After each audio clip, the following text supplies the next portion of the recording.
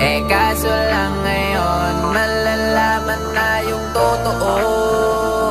Patay ka dyan, nagloko ka rin naman. Di ka lang nahuli, pero bakit sa'kin mo lahat isinisisi? Madami kang kakulangan, alam mo sa iyong sarili.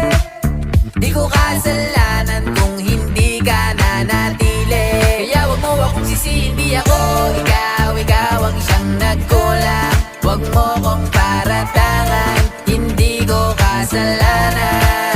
Kasi ikaw ang siyang nagkulang. Wala akong kasalanan, wag mo kong paratangan. Dami mong iniimbento, puro lang mali ko yung ikinukwento. Para lang magmukhang mabait sa tao, sarili mo na ba yung tinatago? Hoy, teka lang, wag ka nang magbalinis.